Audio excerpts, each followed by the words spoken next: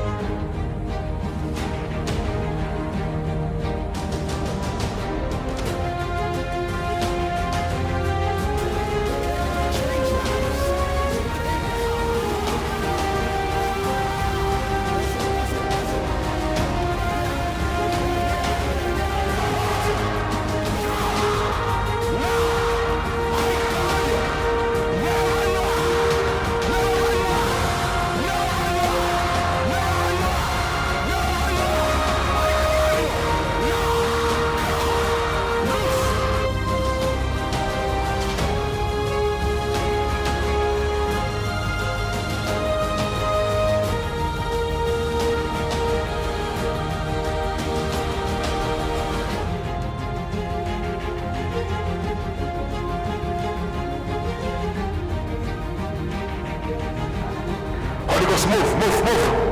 This is for poverty. You spirit of poverty. You spirit of stagnation.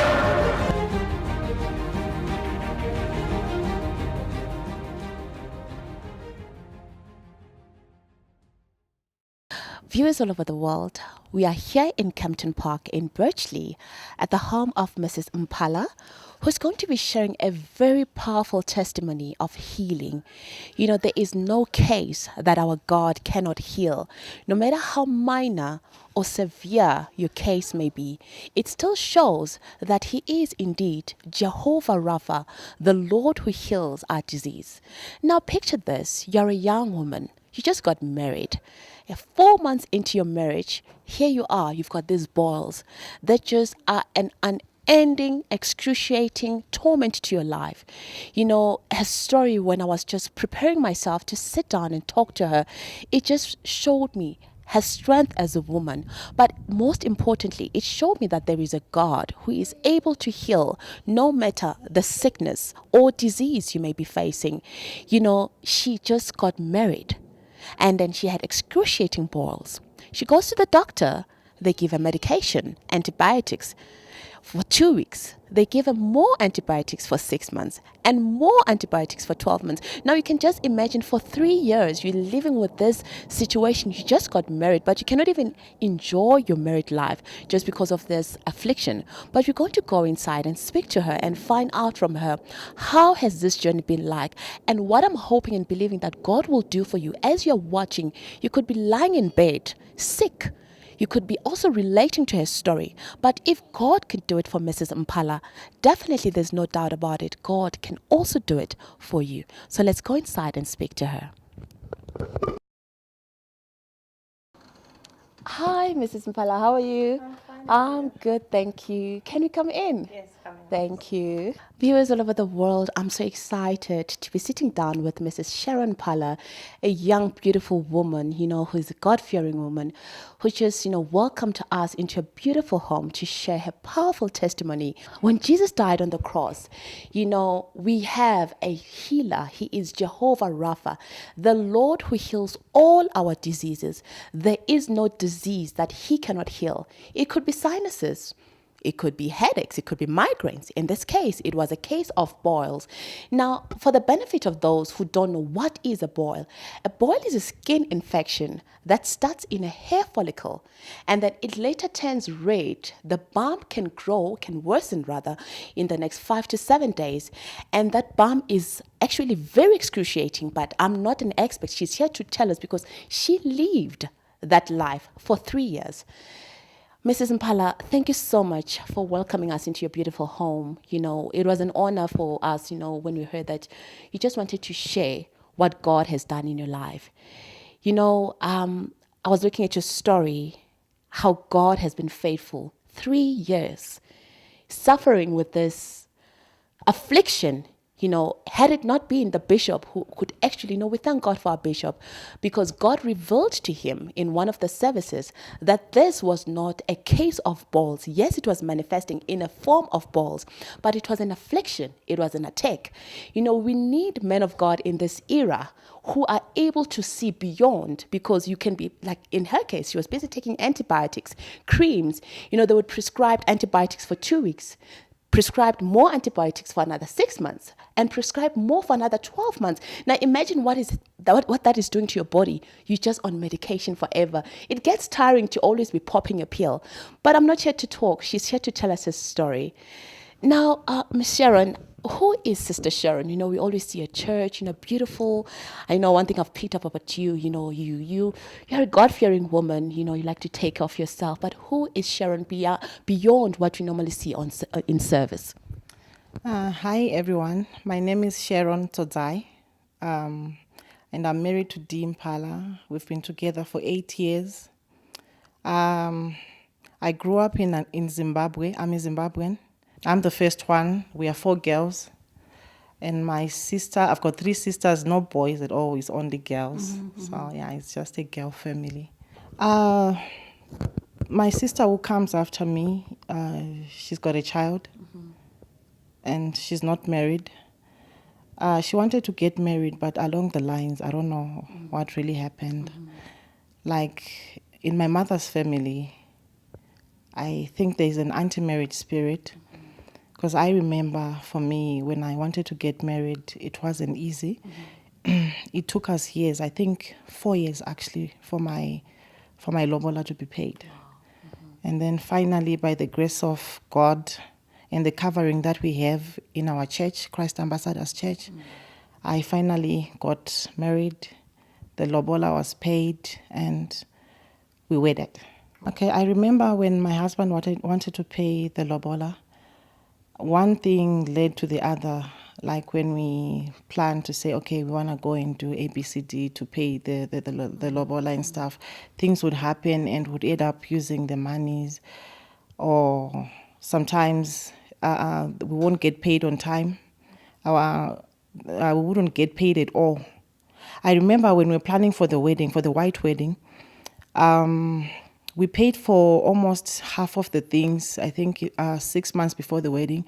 And then in about 3 months prior to the wedding, no payments were coming out. Mm-hmm.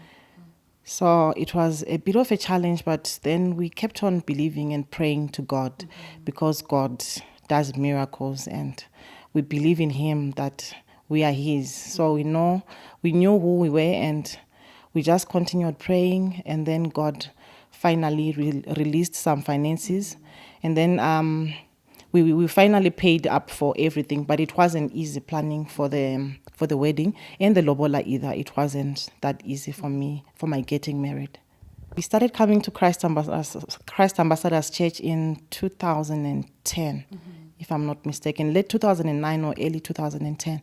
I can't really remember.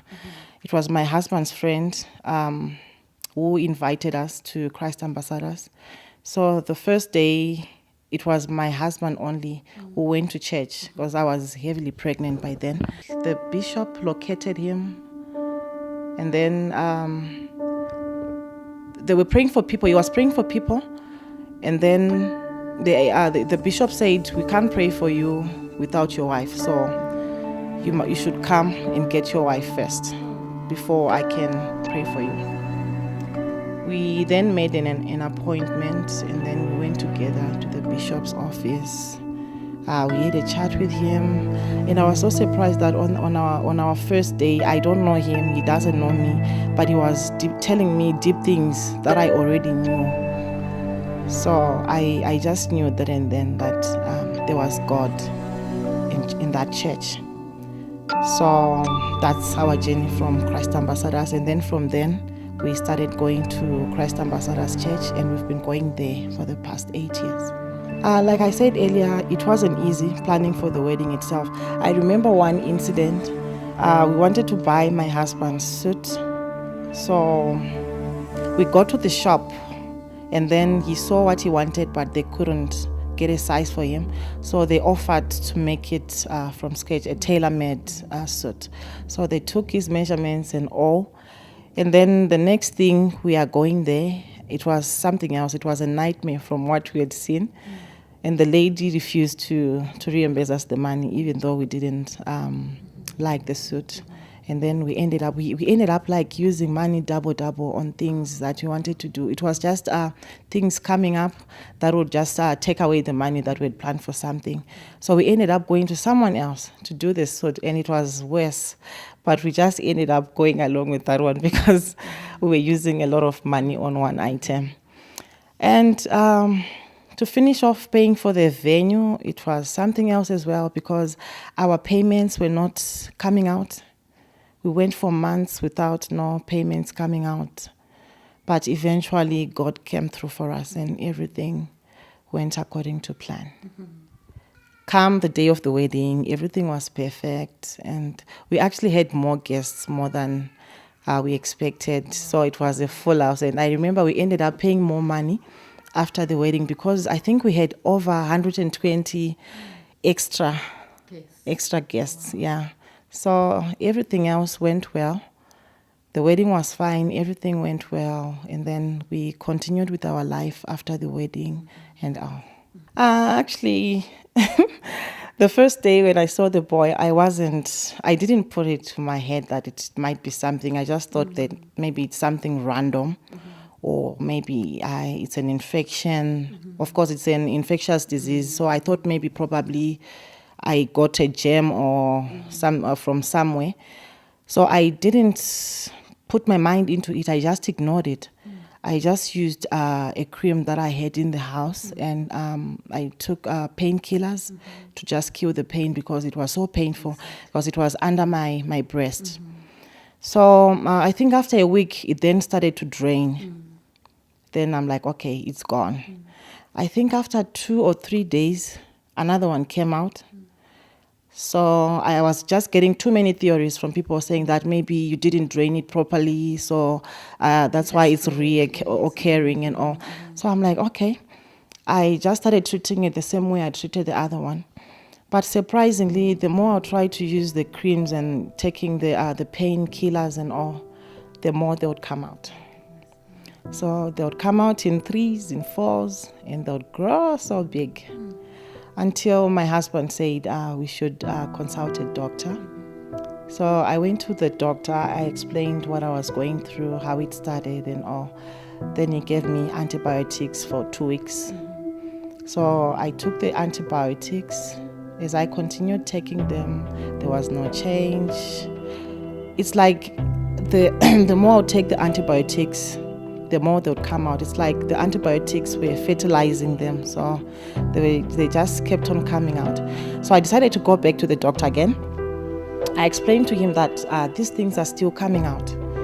And then he's like, okay, maybe I gave you weak antibiotics, or rather let me give you stronger ones. He put me on stronger antibiotics for 3 months. I'm a person who doesn't like taking medication, especially pills. And it was those pills, antibiotics, they come in a big form, and some of them, But then because I was in pain, I just continued taking, and the more I took the antibiotics, the more the boys would come out. I went back to the doctor again. And then he said, let's do blood works. He took my blood, they sent it to the lab. Results came back after 2 weeks, and there was nothing wrong in my blood, nothing. My blood was clean. So they didn't give me any reason why I was having those things. So he put me again on antibiotics for 12 months. That's 1 year. I drank them, I think, for 6-7 months until I got to a point whereby I was smelling pills. I would go to the bathroom, I'm smelling pills, I'm breathing pills. So I just decided to leave the antibiotics. So this happened from 2014, late 2014. And then I just continued going to church as usual. And I never thought, come to think of it, I never thought that it might be an attack. So one of the days, the man of God was preaching about, I can't remember the topic, but during the service he was saying, if you see yourself having boils, it means you're under attack. The enemy has attacked you. So that's when it rang the bell. I'm like, okay, so this thing, I think it's not normal because it's not responding to medication. It's not responding to anything. And despite medication, I was also taking other things because I was so desperate. I was taking things to cleanse my system, to cleanse my blood and all, but nothing was working. So on that Sunday, after the service, the man of God said, if there are any people that wants me to lay hands on them, wait behind. So I was one of the people that waited. So as he came towards me, he asked me what was the problem. I told him that I just started developing boils and it's been months now. So he started praying for me and he said, it's an arrow. And he said, it's an arrow of affliction and pain. And it's also an anti-marriage spirit. The enemy wants me to divorce. So he prayed for me and I believed that I was healed. I came back home and I had more.